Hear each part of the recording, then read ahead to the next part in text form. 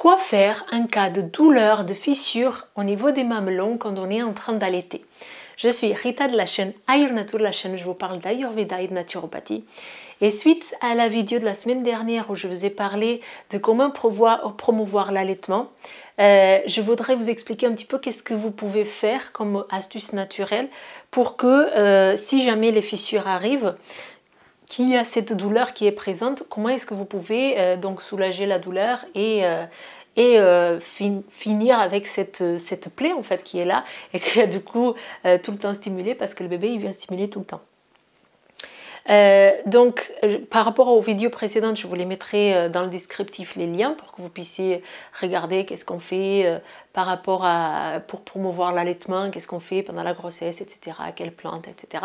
Je vous mettrai tous les liens ici dans le descriptif. Alors, une fois que vous avez développé une plaie en fait, parce que vous avez commencé, donc l'allaitement il a commencé, c'est très bien, le bébé il a tété, mais du coup vous avez une plaie. Et du coup, le risque, ça serait de rejeter un petit peu le moment de l'allaitement, qui est un moment qui est privilégié, parce que tellement ça vous fait mal. Ok, donc il y a la gestion du mental qui est très importante, mais ça c'est quelque chose qu'on fait en amont en fait. C'est quelque chose avec laquelle on se prépare avant. Donc la gestion du mental, dans les diverses vidéos que je vous ai fait pendant la grossesse, sur la grossesse, il y a aussi des astuces pour la gestion du mental. Si vous arrivez donc à faire des mentalisations, des respirations qui vous permettent de mettre votre attention ailleurs, c'est super, ok? Parce que ça vous permet déjà de mieux supporter la douleur qui est là. En fait, juste en psychologie, en fait, juste de penser que la douleur, elle est juste localisée, c'est comme pour l'accouchement, en fait. De penser que la douleur d'un accouchement, elle est localisée et qu'elle n'est pas dans tout le corps, ça aide beaucoup à que l'accouchement, il se passe bien. Et là, pour l'allaitement, c'est pareil. Donc, vous avez une douleur et du coup, vous allez vous dire à chaque fois que le bébé il va allaiter, vous allez avoir mal. Donc, le fait de mentaliser que c'est local, que voilà, que ça va passer, etc., ça va vous aider. Ça, c'est des choses qu'on fait en amont. Parce que si on n'a pas travaillé sur notre gestion du mental avant, c'est pas au moment où la douleur elle est présente et qu'on pense qu'à ça, c'est pas à ce moment-là qu'on va réussir à détourner notre attention. Maintenant, physiquement, qu'est-ce qu'on peut faire, okay? Donc, il y a des choses qui se font sur le marché.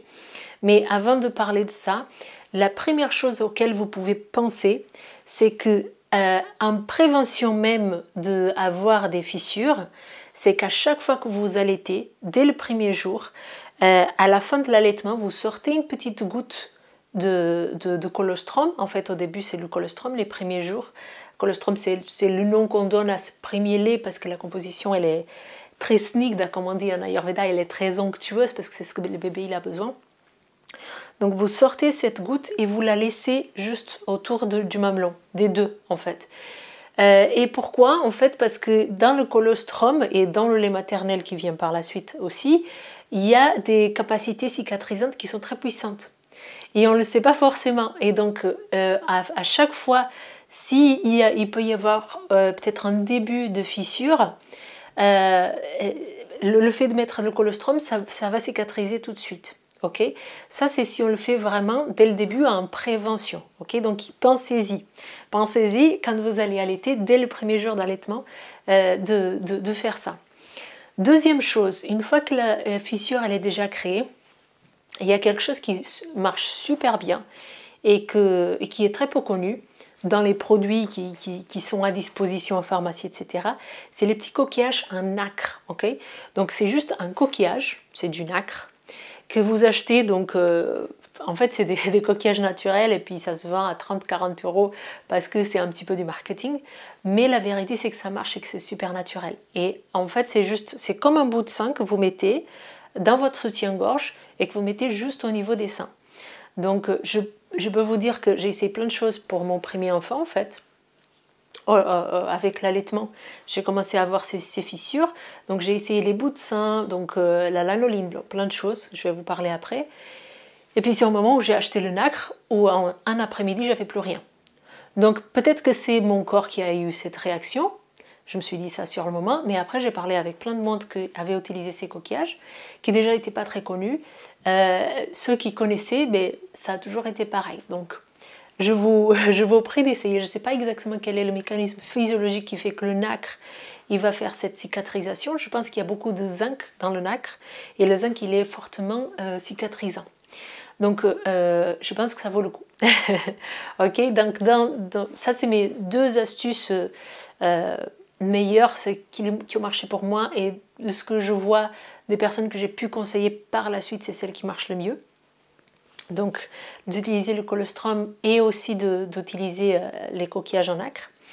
Maintenant, vous avez d'autres choses, par exemple les bouts de sein. Les bouts de sein, c'est quelque chose qui va vous protéger les seins. Donc après, l'enfant, il va pas être, il va pas être directement en contact, donc ça va vous faire moins mal. Donc c'est quelque chose, c'est une solution qui est passagère.